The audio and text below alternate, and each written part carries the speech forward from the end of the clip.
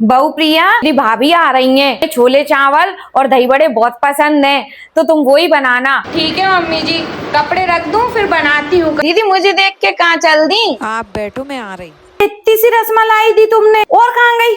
Mummy जी मंगाई तो बहुत थी, बच्चे खा गए। खा गए बच्चे? तुम तो नाक कटवा के ही छोड़ोगी मेरी। लो भाभी, रसमलाई खा लो। अरे वाह दीदी, पर इतनी थोड़ी सी तो लाई हो आप मेरे लिए। थोड़ी सी बची भाभी, गर्मियों की छुट्टी है ना, तो बेटी के भी बच्चे आ गए और बहू प्रिया के भी बच्चे हैं। मैंने बोला था इससे बहू से कि ज्यादा मंगाना बेटे से बोल के, अब उसने मंगा भी ली, पर वो बच्चों ने एक ही दिन में पूरी चट कर दी। अच्छा ऐसा ही होता है दीदी, घर में 10 चीजें होते हुए भी कभी कभी कमी आ जाती है। फिर मेहमानों को 10 तरीके की डिमांडें नहीं रखना चाहिए। जो आगे आ जाए मेहमान के वो खा लेना चाहिए, वैसे में ही रह लेना चाहिए, वैसे में ही सो लेना चाहिए। मेहमान ज्यादा डिमांडें करते हैं ना, उनको लोग बाग बुलाना भी पसंद नहीं करते। मैं सब समझती हूँ भाभी, बातें आप मुझे सुना के कह रही हो। एक बात बताऊं, मैं उस घर के लिए मेहमान नहीं हूँ, वो मेरा मायका है, जहाँ मेरा पूरा बचपन बीता था। जब भी कोई लड़की अपने मायके जाती है ना, भले वो 60 साल की बूढ़ी भी क्यों ना हो जाए, पर उसकी वही इच्छाएं जागृत हो जाती हैं।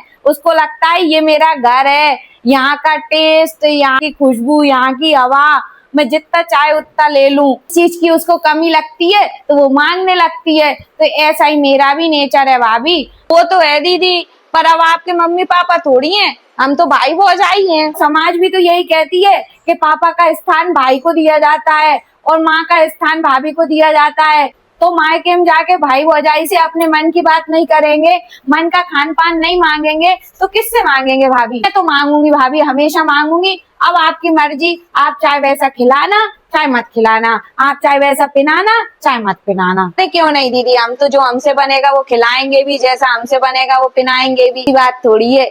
आ रही। बूढ़ी जरूर हो गई पर इनकी अकड़ नहीं गई। इनका वही रवैया है, हर जगह अपनी मनमानी करके रहना। देखती हूँ इन सास बहुओं के रिश्ते कैसे चलते हैं। छोले चावल दही बड़े तो बन गए, थोड़ी और सब्जी थोड़ी।